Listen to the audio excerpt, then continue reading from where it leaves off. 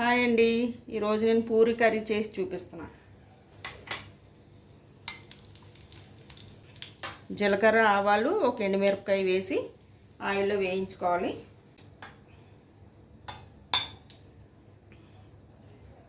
పచ్చిమిర్చి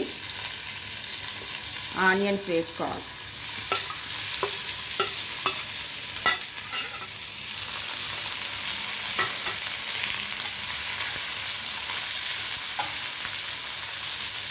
కాస్త సాల్ట్,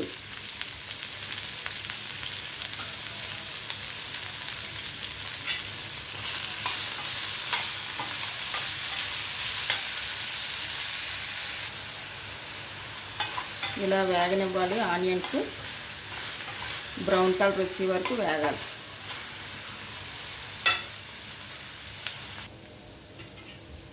చూశారు కదా, ఆనియన్స్ వేగుతున్నాయి. కాస్త పసుపు వేసుకుందాం.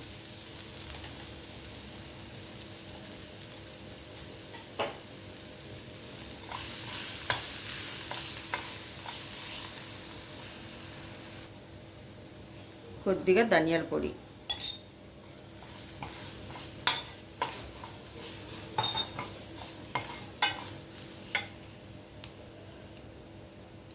దగ్గర పడిందండి ఆనియన్స్.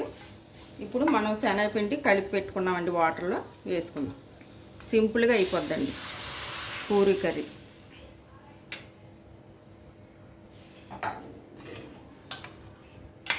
చూసారు కదా, శనగపిండి వేసాను, దగ్గర పడాలి. బాగుంటుందండి పూరీకి. ఆనియన్స్తో చేసుకుంటే చాలా బాగుంటుంది.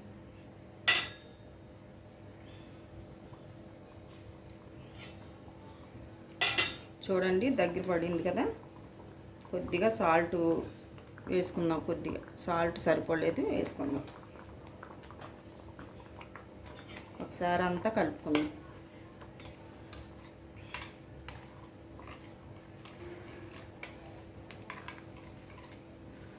నేను చెప్పే పద్ధతిలో మీరు చేసుకుంటే చాలా బాగుంటుందండి. ఒకసారి మీరు కూడా ట్రై చేయండి. కొద్దిగా సాల్ట్ వేసుకుందాం. కొద్దిగా సాల్ట్ సరిపోలేదు, వేసుకుందాం.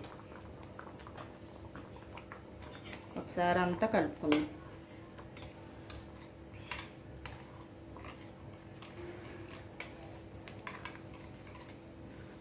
నేను చెప్పే పద్ధతిలో మీరు చేసుకుంటే చాలా బాగుంటుందండి. ఒకసారి మీరు కూడా ట్రై చేయండి.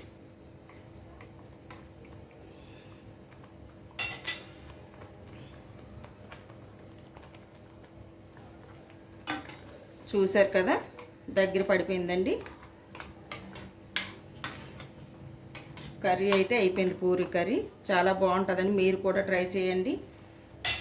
స్టవ్ కట్టేస్తున్నానండి. మీకు గనక ఈ వీడియో నచ్చినట్టయితే లైక్ చేసి సబ్స్క్రైబ్ చేయండి. Thank you.